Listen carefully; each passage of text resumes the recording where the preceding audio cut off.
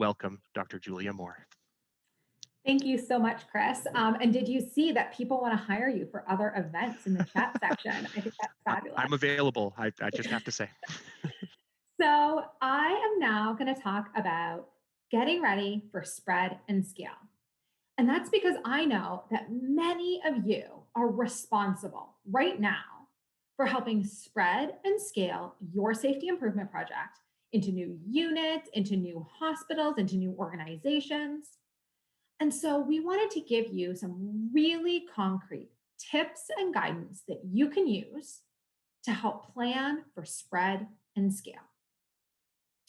So with that in mind, I'm going to go through kind of some 7 things that you can do. And as Chris said, please type questions, thoughts, ideas into the chat box. Also, I want to flag that I have a breakout session coming later. So there's some people who get to go into a deep dive into talking about spread and scale. So first, I know you've seen this slide so many times, but I want to go back there because we always want to remember that the goal here is to approach any implementation, spread, or scale initiative strategically rather than relying on chance. And yesterday, when I was listening to those panel conversations and discussions and hearing about all of the different ways in which people were talking about using process models, going back to the combi whenever you're having challenges, thinking about all of the different factors you need to consider, it made me so happy and so impressed with all of the work you have done in taking everything you're learning and putting it into practice. So now you are in a position to potentially spread and scale the safety improvement projects. And so let's talk about 7 different things that you can do to help spread and scale those safety improvement projects in the best way possible. I'm going to again go through them in detail, even more detail than the adaptations topic, thinking about defining scope and roles, looking at who is on the implementation team, how are you going to assess different kinds of barriers and facilitators and readiness, thinking about defining the what and the how, developing an evaluation plan, creating an adaptation tracking plan, and developing a sustainability plan. And that last one is going to segue beautifully into Tanya and Mael's presentation, specifically on sustainability. So if we start by thinking about defining scope and roles, one of the things that happens really often is a huge challenge in any kind of change initiative is a lack of role clarity. And that lack of role clarity can cause problems on multiple different levels. It can mean that sometimes you have too many people who think that they're responsible for the same thing, and that might cause a little tension. Or you might have nobody who thinks they're responsible for doing something and it slips through the cracks. So when you can have really great role clarity and really define the scope of what you're doing, it sets you up for success. So you want to be thinking about things like, where are you implementing when you're doing this spread and scale initiative? Really clearly defining, is it a new unit? Is it a hospital? Is it an organization? What is the place in which you're implementing? And what are the goals of that implementation initiative? What are the goals that you are trying to achieve? Then thinking back, what is the gap or the need that you are addressing? And then getting into really important questions about who is responsible for implementation and who is supporting implementation.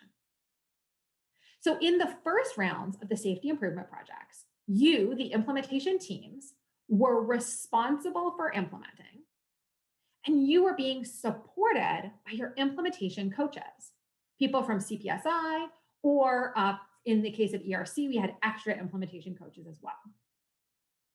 But there's a really good chance in this next round that there's going to be a different implementation team that's responsible for implementing. And your role might transition from being the implementation team to being the implementation support, the person that supports that team or the people that support that team as they move through implementation.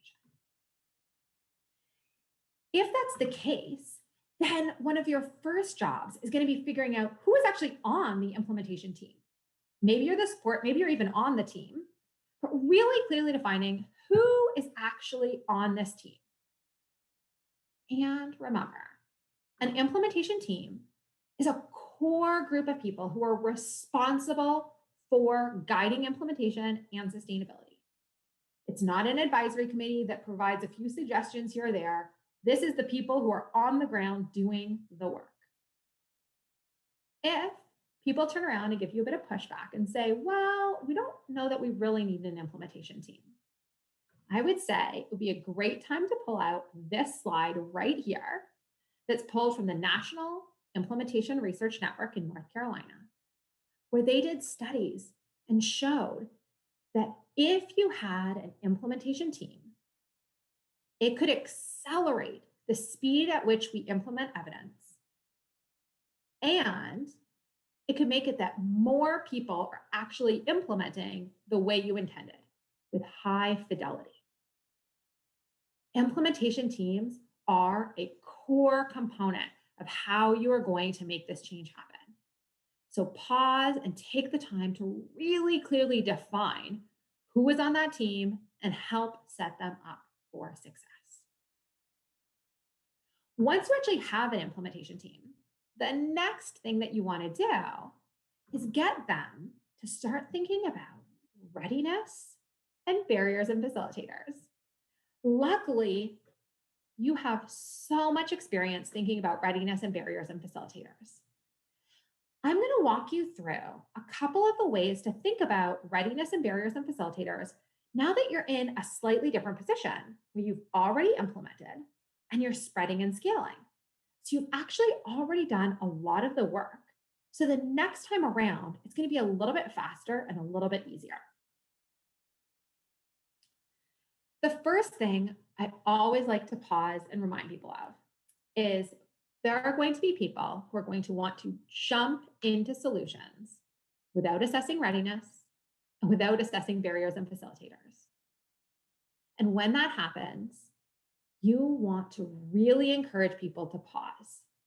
And I always pull out this quote when people start having that kind of resistance and saying, oh, let's jump in, let's come up with solutions.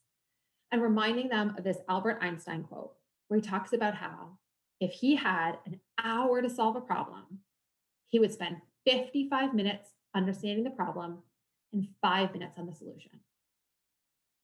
Understanding readiness and barriers and facilitators is helping you understand the problem so that you are in the very best position to pick the right solution for the problem that you are facing. When you do that, one of the things that you're probably going to encounter is that barriers and facilitators happen at multiple different levels. You have individual level barriers, you have team level barriers, you have organization level barriers, and you might even have system level barriers. We can think about and group these barriers into kind of two broad categories. We're going to think about organizational and system level barriers together because those are going to help us understand the organization or the unit's readiness to implement. And then we're going to think about those individual and team level barriers and map them to the COM-B to help you pick the very best implementation strategies.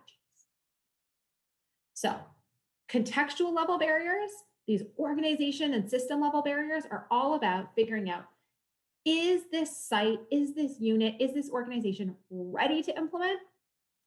And then we get into understanding those individual level barriers so that you can pick the best implementation strategies. Remember that there are not just barriers, there are facilitators. And now that you have implemented, you probably know a bunch of facilitators, things that made it easier to actually implement your safety improvement project. Don't be afraid to leverage those facilitators and do not forget about them. It is easy to focus only on the barriers and forget those facilitators. but they can be so powerful in creating change.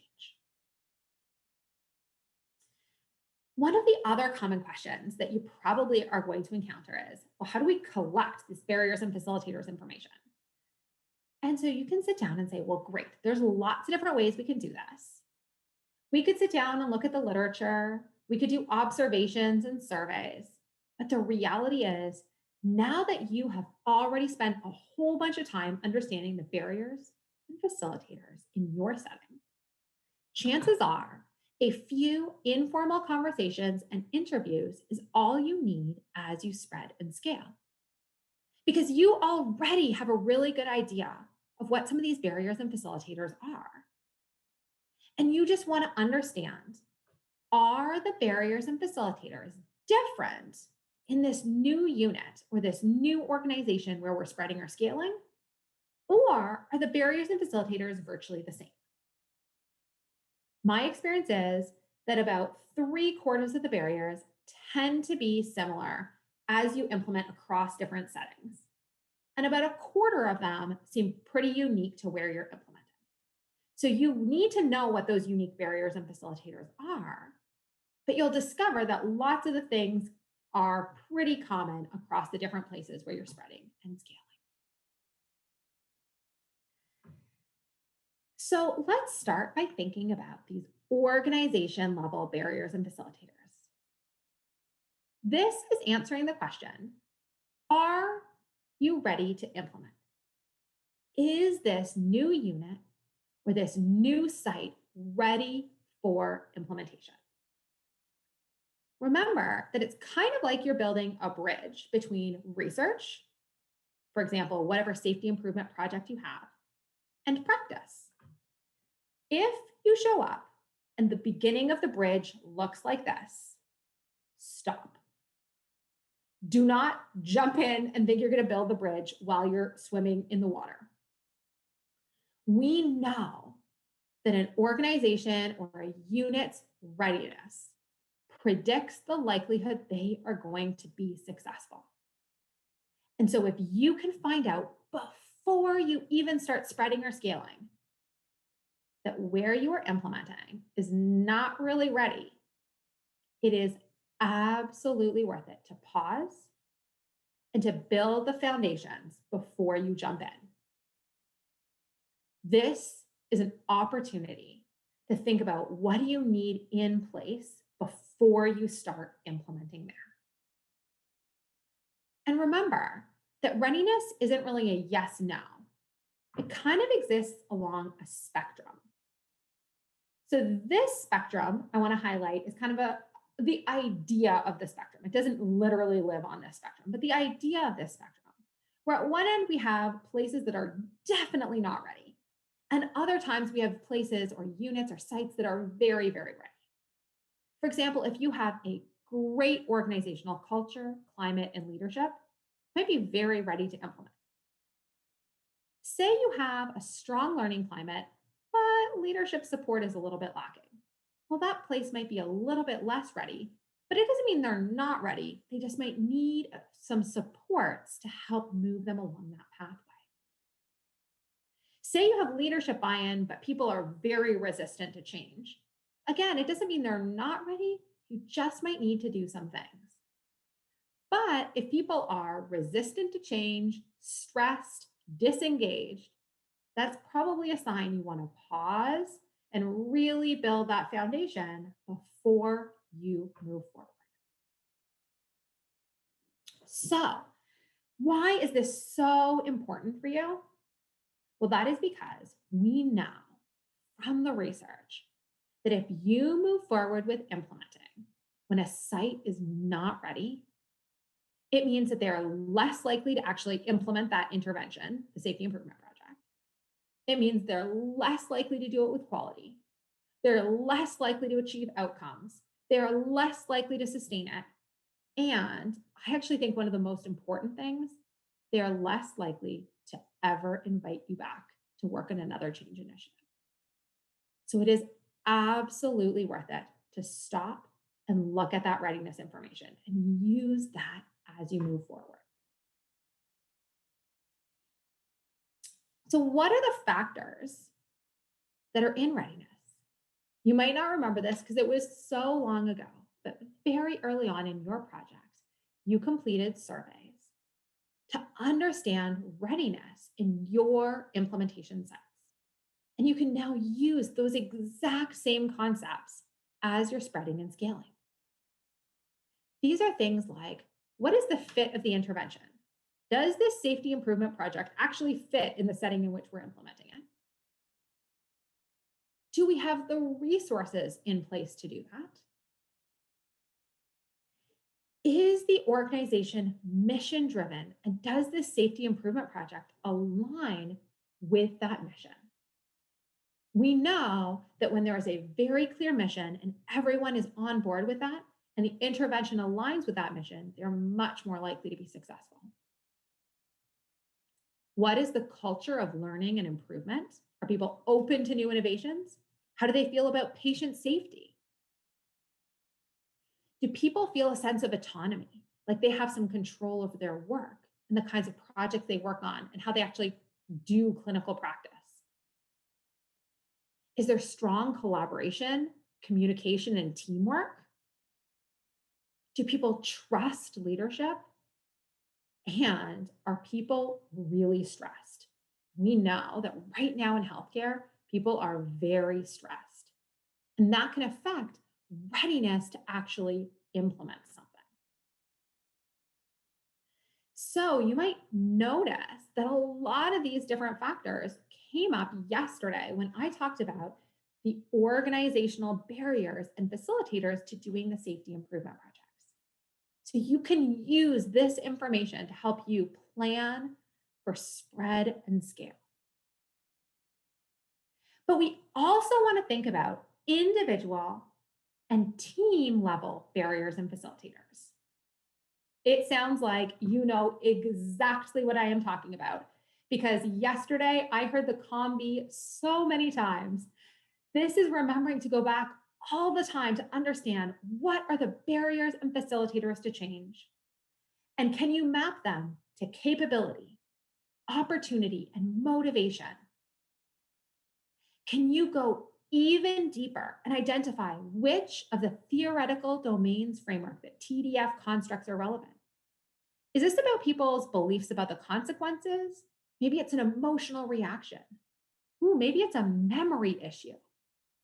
Once you know those things, then you are better positioned to set you up for success. So that was a huge amount of information to remember. Step 3, you already have your implementation team and you want to understand both what's happening in the context. Are they ready to implement? And what are those local barriers and facilitators? Because you need that information to define the what and the how as you spread and scale. Remember that you have a what. This is your safety improvement project, the recommendations about what it is you want people to do differently. But in order to actually change people's behavior, you need strategies to actually do that. That's your how. And we pick those strategies to directly address the barriers and facilitators to change. So when you took that time to understand what were the barriers and the facilitators in this new setting in which we're spreading and scaling, then you can figure out, can we use the exact same strategies we used the first time? Or do we need to change them in some way to make sure that we're addressing these new local barriers and facilitators? That means really going back to thinking about theory. Do not assume a miracle is going to occur. And it sounds to me, in listening to you talk, that people have internalized that. You are hearing that, seeing that, applying that. You are not letting a miracle occur. You are saying, what are the barriers? What are the facilitators? And where do they fit in the combi? And when you use that to ultimately pick your implementation strategies, it increases the likelihood that you are going to appropriately address those barriers and facilitators, get people to change their behavior, and achieve outcomes. So, step 4, you have defined the what and the how in each of the places in which you're implementing. Then you want to develop your evaluation plan. So you want to make sure that you're actually going to achieve those outcomes that you want. This time, you're not going to have a CPSI supporting all that evaluation pieces in the background, but you still want to plan to think about things like, what are the outcomes? How are you going to collect and analyze some data? Who's responsible for actually doing that data collection? And how are you going to share that information back with people? I want to remind you that yesterday I highlighted that people wanted more information about how they were doing. So don't be afraid to feed back that information to people as they're implementing. Also, we want to remind you to collect data on implementation quality. Are people actually implementing those strategies the way they were intended? And if the answer is no, then you want to understand why. So don't forget, it's not only about outcomes, but how well are people actually implementing the safety improvement project and those implementation strategies. From there, you want to plan to track adaptations. So remember, we talked yesterday all about 5 different tips that you can use to track adaptations and think differently about adaptations. You can literally go right back to those 5 tips and use that to help you plan for adaptations and then track those adaptations through your evaluation. Once you've done your evaluation and your adaptations, you also want a sustainability plan. So I am just going to briefly introduce a few concepts here before Tanya and Mael jump right into talking about sustainability. But a few quick reminders. Number 1, the biggest challenge that I see over and over and over again when people are talking about sustainability is that everyone is talking about a different aspect of sustainability. But you need to think about sustaining the actual what, the safety improvement project you're implementing. Are you and how are you sustaining your implementation strategies? And are you sustaining the outcomes? You don't want to just be sustaining one of those things. You want to be sustaining all of those things.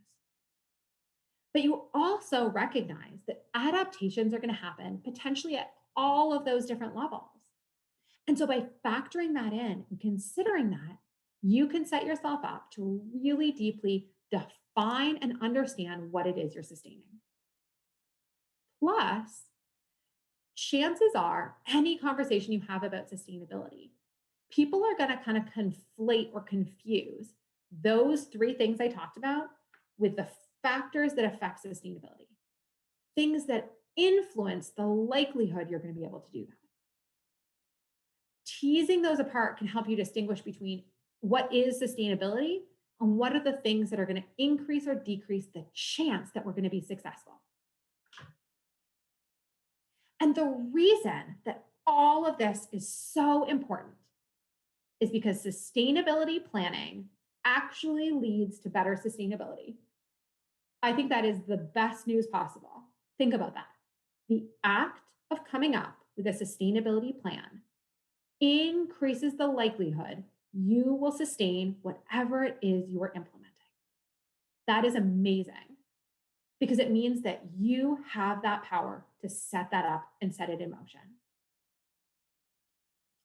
So with that, I'm going to wrap it up and highlight again that there are 7 different steps that you can think through if you are responsible for spread and scale. You can define the scope and the roles, build your implementation team, assess barriers and facilitators, define the what and the how, develop your evaluation plan, create an adaptation tracking plan, and your sustainability plan. So, with that, if you have any questions, please pop them into the chat box. And I think we maybe have, Chris, a minute or two left to go here. Yeah, I think we have just one time for one question. I do One actually question. see a question from Carla in the Q&A box. So if you want to sort Awesome. of give her a little sense for a solution she's looking for there. Any suggestions on how to navigate through what's determined a current state of unreadiness through an executive sponsor who may be requesting or needing the change implemented? Ooh, so I think, Carla, maybe what you're alluding to is the fact that readiness, perceived readiness at maybe the executive sponsor level, may or may not look like readiness down at the frontline implementation level. Ideally, readiness assessments should actually be conducted looking at both of those different levels. It is not uncommon for them to have some disagreement or perception, differences in perception. That actually tells you so much about what you need to do to set the stage for that site to be ready. If leadership thinks that they're ready, but frontline staff don't, understand why. And then you can start addressing those things before you jump into implementation.